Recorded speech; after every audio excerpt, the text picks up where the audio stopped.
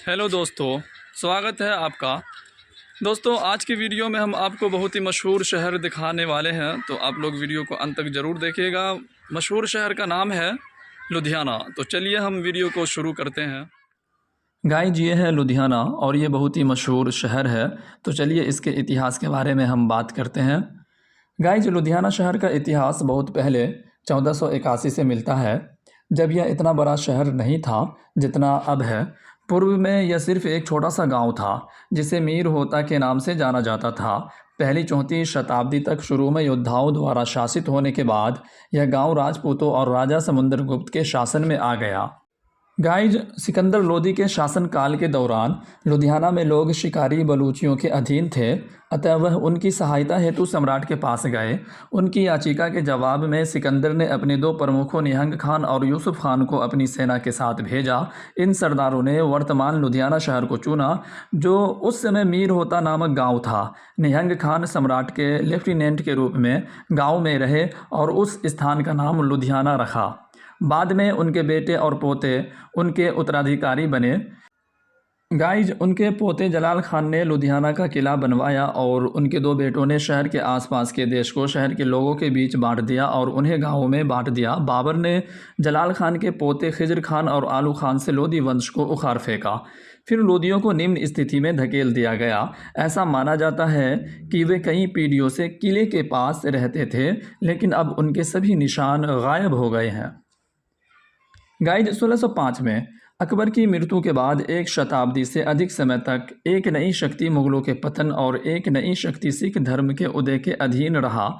तब तक मुगल साम्राज्य का अंत हो रहा था और विभिन्न स्थानीय शक्तियां अपनी स्वतंत्रता की घोषणा करने लगी थी। गाइज, उनमें से पहला रायकोट का रईस था। फलस्वरूप मुगल साम्राज्य के पतन के बाद लुधियाना रईसों के हाथ में आ गया। लुधियाना के दक्षिण में जंगल गांवों पर मलोद सरदारों का शासन था। गाइज, 1785 में सतलुज नदी का प्रवाह बदल गया और लुधियाना इसके तट पर स्थित नहीं रहा। लुधियाना के इतिहास में बेदी साहिब सिंह के शासन के तहत सिखों द्वारा एक भयंकर हमला देखा गया। उस समय रईस का राजा बालक था, इसलिए उनके स्थान पर उनके एजेंटों गुजर और रोशन ने लुधियाना के दक्षिण पश्चिम में सिखों के खिलाफ एक अच्छी स्थिति ले ली। युद्ध में रोशन मारा गया और राय सेना भंग हो गई।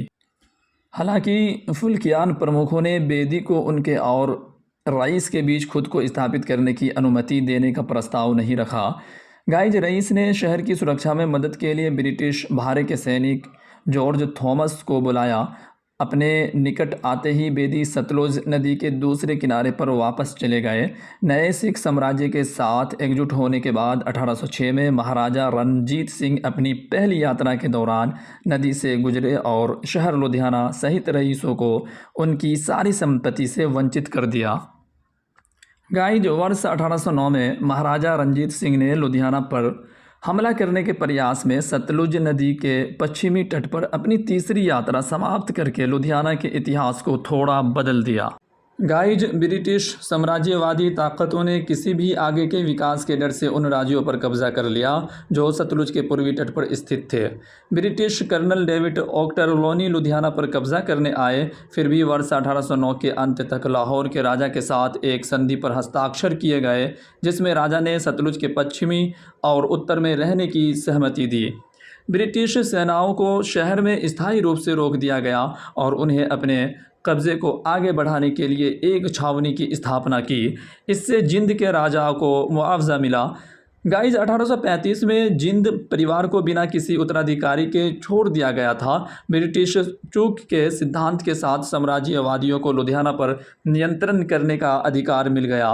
लुधियाना शहर का इतिहास वीरता और वीरता की कई कहानियों का वर्णन करता है और इस प्रकार उत्तर भारत के वर्तमान प्रभावशाली शहर लुधियाना का निर्माण हुआ।